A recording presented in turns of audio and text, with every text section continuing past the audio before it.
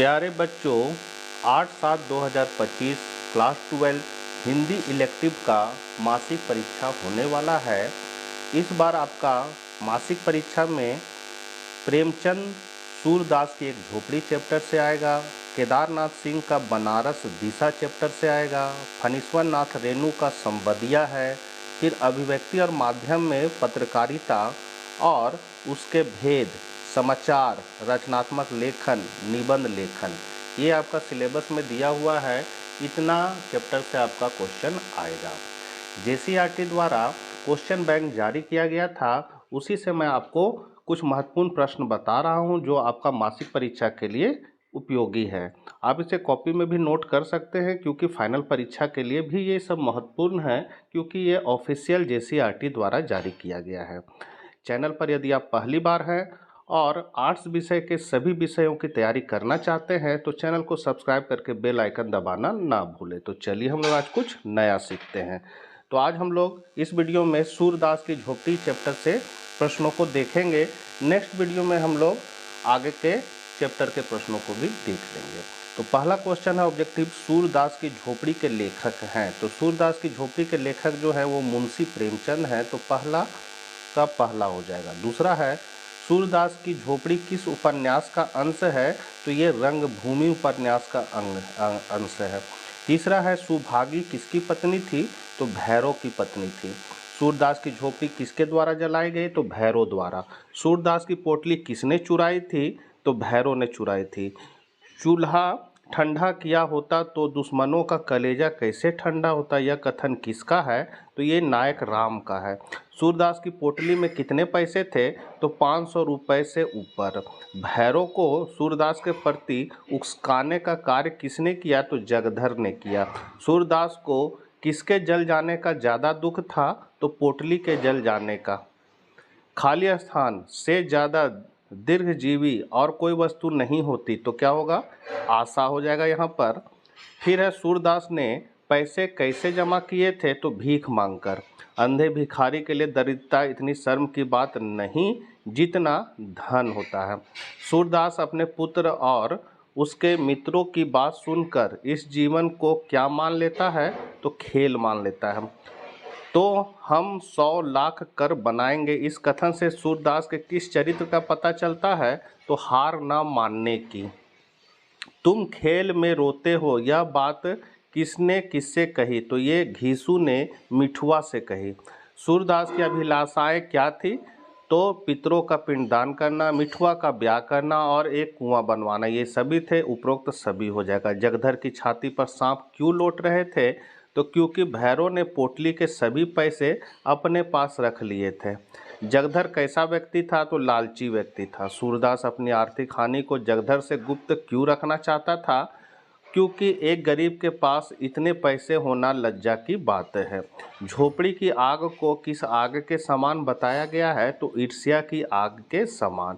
यहाँ से आपका अति लघु उत्तरीय प्रश्न है, रात में कितने बजे अकस्मात सूरदास की झोपड़ी में आग की ज्वाला भड़क उठी, तो रात में 2 बच्चे अकस्मात सूरदास की झोपड़ी में आग की ज्वाला भड़क उठी, मतलब 2 बच्चे लिखा गया है, यहाँ 2 बजे हो जाएगा। उसके बाद है, जब जगधर भैरव से मिलने पहुंचा तो तब भैरव क्या कर रहा था, तो आंसर है, जब जगधर भैरव से मिलने पहुंचा तब भैरव चुपचाप बैठकर नारियल का हुक्का पी रहा था। जगधर तेल की मिठाई को क्या कहकर बेचता है, तो जगधर तेल की मिठाई को घी की मिठाई कहकर बेचता था। छाती पर सांप लौटना मुहावरे का क्या अर्थ है, तो इसका अर्थ होता है ईर्ष्या करना। पांचवा है, सूरदास ने अपने पैसे को पोटली कहाँ रखी थी, तो पैसे का पोटली कहाँ रखा था, तो वो रखा था झोपड़ी में धरन के ऊपर। यहाँ से आपका लघु उत्तरीय प्रश्न है, झोपड़ी में लगी आग में सब कुछ जलकर राख हो गया था, लेकिन फिर भी सूरदास राख में रुपए क्यों खोजता है, तो इसका आंसर हो जाएगा, झोपड़ी में लगी आग में सब कुछ जलकर राख हो गया था, लेकिन फिर भी सूरदास राख में रुपए खोजता है, क्योंकि उसे आशा थी कि रुपए भले ही जल गए हो, चांदी तो बची होगी, ये रुपये उसके समस्त जीवन की पूंजी थी। दूसरा है जो कुछ होना था हो चुका। यह कथन सूरदास के चरित्र की किन विशेषताओं को उजागर करता है? तो जो कुछ होना था हो चुका यह कथन सूरदास को भागवादी होने तथा व्यर्थ में बात न बढ़ाने वाले व्यक्ति के रूप में प्रकट करता है। तीसरा है सूरदास झोपड़ी जल जाने के बाद रुपए एकत्रित करने के विषय में क्या विचार करता है? तो सूरदास झोपड़ी जल जाने के बाद रुपए एकत्रित करने के विषय विचार करता है कि पैसे किसी और के पास रख देता, इससे अच्छा तो धन संचय ही ना करता या अपने ऊपर खर्च करता, एक एक काम पूरा करता जाता। मेरी ही गलती थी कि सारे काम एक साथ निपटाने की सोचता रहा। यहाँ से आपका पाठ्य पुस्तक के प्रश्नोत्तर हैं कि चूल्हा ठंडा किया होता तो दुश्मनों का कलेजा कैसे ठंडा होता। नायक राम ने इस कथन में निहित भाव को स्पष्ट कीजिए। तो यह कथन नायक राम ने कहा है। इस कथन में निहित भाव इस प्रकार है कि सूरदास के जल रहे घर से उसके दुश्मनों को प्रसन्नता हो रही होगी। जगधर के पूछने पर कि आज चूल्हा ठंडा नहीं किया था, इसके उत्तर में नायक राम ने यह उत्तर दिया था कि चूल्हा ठंडा किया होता तो दुश्मनों का कलेजा कैसे ठंडा होता। नायक राम कहना चाहता है कि इस घटना से उसके शत्रुओं को प्रसन्न होने का अवसर मिल रहा है। लोगों ने सोचा कि सूरदास के चूल्हे में जो अंगारे हैं उनकी हवा से शायद यह आग लगी थी, परंतु सच यह नहीं था। भैरव ने सूरदास की झोपड़ी में जानबूझकर आग लगाई थी। नायक राम जानता था कि आग चूल्हे की वजह से नहीं लगी है, किसी ने लगाई है। दूसरा है भैरव ने सूरदास की झोपड़ी क्यों जलाई। तो भैरव सूरदास से बहुत नाराज था। जब भैरव तथा उसकी पत्नी के बीच लड़ाई हुई तो नाराज सुभागी सूरदास के घर चली गए। भैरव को यह बात अच्छी नहीं लगी कि सूरदास ने सुभागी को अपने घर में रहने दिया। भैरव को सूरदास का यह करना अपना अपमान लगा। उसी दिन से उसने सूरदास से बदला लेने की ठान ली। यह सुनकर सूरदास को सबक सिखाना चाहता था। जिस घर के दम पर उसने सुभागी को साथ रखा था उसने उसी को जला दिया और अपना बदला ले लिया। तीसरा क्वेश्चन है, यह फूस की राख न थी, उसकी अभिलाषाओं की राख थी।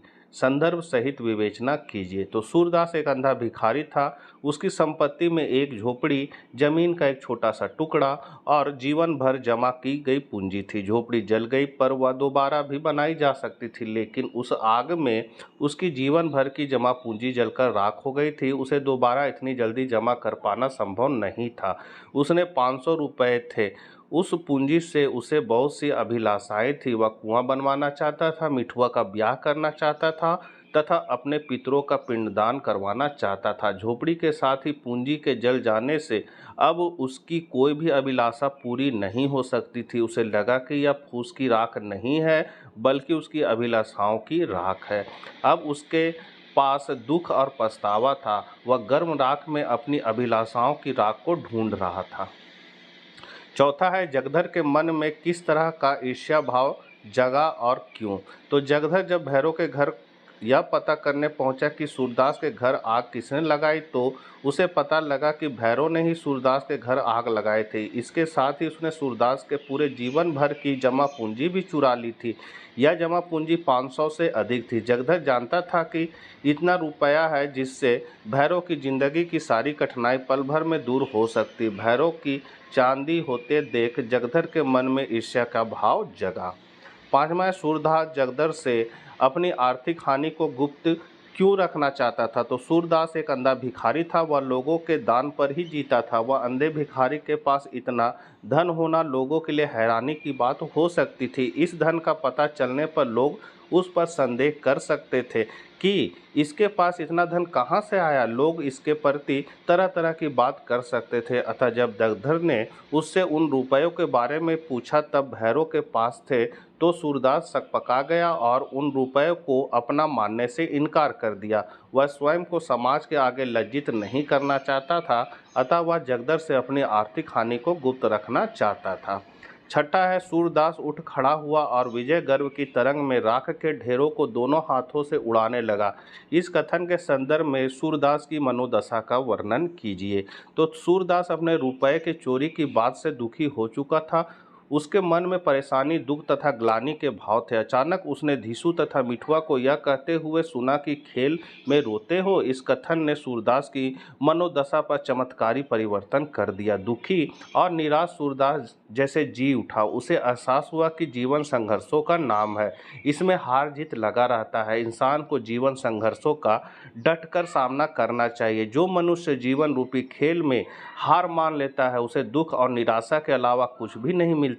धीसू के वचनों को सुन वह जाग उठा और राग के ढेर को प्रसन्नता से दोनों हाथों से उड़ाने लगा।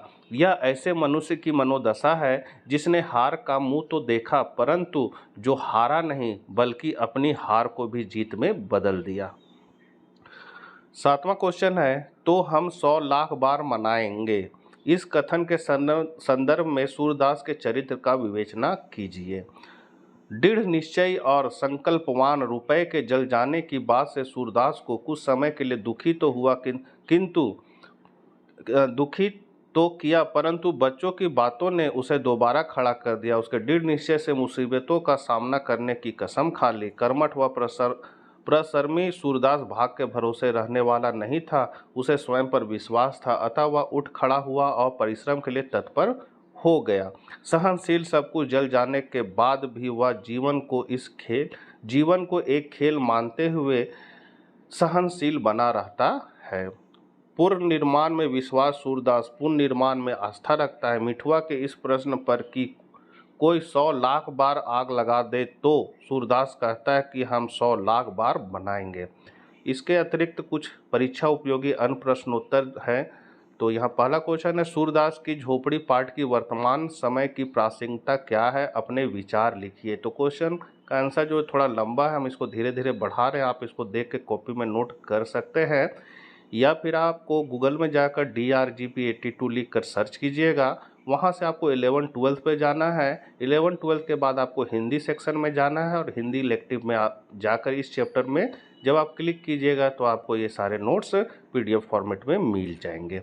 अगला क्वेश्चन है, सूरदास की झोपड़ी के आधार पर भैरव का चरित्र चित्रण कीजिए। ये सब मतलब एक्स्ट्रा क्वेश्चन है, ये भी JCERT द्वारा ही दिया गया है और इसका आंसर भी JCERT द्वारा ही दिया गया है, जो आपके लिए फाइनल परीक्षा और मासिक परीक्षा दोनों के लिए इम्पोर्टेंट है। तो इसको बढ़िया से आप लोग कॉपी में नोट कर लीजिए, याद कर सकते हैं। आशा करते हैं वीडियो आपके लिए उपयोगी साबित होगा। नेक्स्ट चैप्टर है इसी का, केदारनाथ सिंह का बनारस और दिशा। तो हम लोग नेक्स्ट वीडियो में इन प्रश्नों के इस चैप्टर के प्रश्नों के उत्तर को देखेंगे। मिलते हैं नेक्स्ट वीडियो के साथ। जय हिंद, जय भारत।